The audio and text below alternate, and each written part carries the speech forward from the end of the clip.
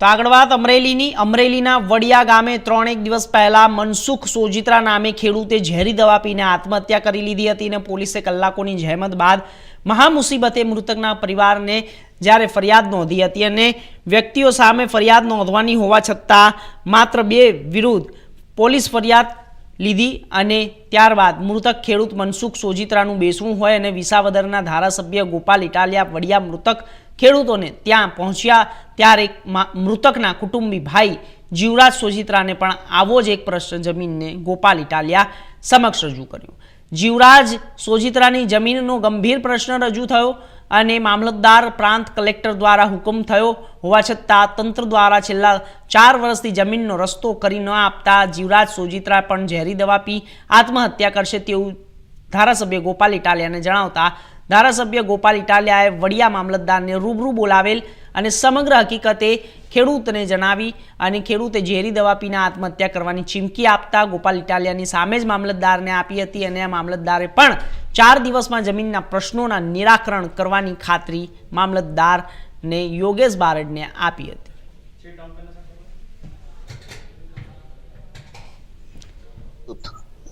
મનસુખભાઈ સોજીત્રાએ 2 દિવસ પહેલા એક વિડીયો બનાવ્યો અને વિડીયોમાં એમણે એવું કહ્યું કે ભાજપના અમુક નેતાઓના ત્રાસના કારણે ગુંડાગીર્દીના કારણે તેઓ હવે આત્મહત્યા કરે છે એમ કહી એમણે આત્મહત્યા કરી અને આજે તેઓ આપણી વચ્ચે નથી।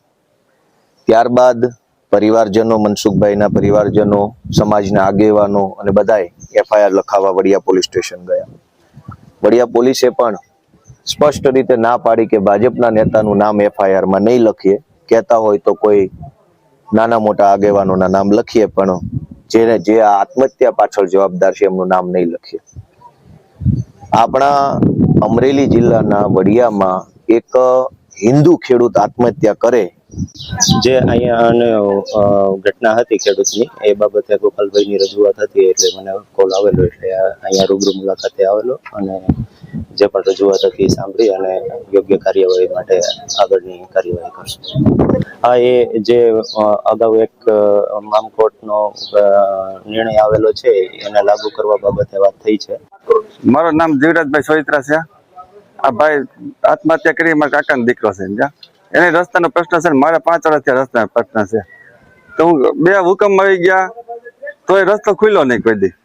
એટલે રસ્તો ક્યાં છે ને પ્રશ્ન શું છે?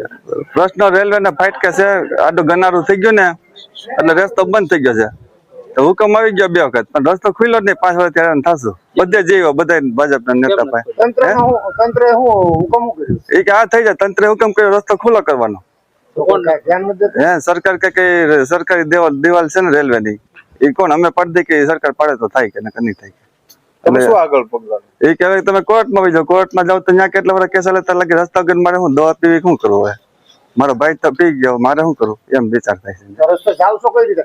ગાડી પાટા પર 25 ફૂટ ઊંચો પાટો છે ને ત્યાં મોટરસાયકલ ચડાવવું બળદગાડું કોક નું કામ કરવું ને તો એમને હાલવા દે ને ન હાલવા દે એવું છે।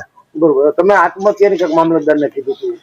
મેં કીધું મારો રસ્તો ખુલ્લો કરી દો ને આમ તો આત્મહત્યા કરી લો છું 2-3 દીમાં। શું લાગે તમને શું થશે હવે? ખુલ્લો થાય તો ભલે, નકર આત્મહત્યા કરી લો, બીજું શું કરવું? જમીન વેચવી પડે, કઈક તો કરવું પડશે ને, 2 નિર્ણય છે એમ।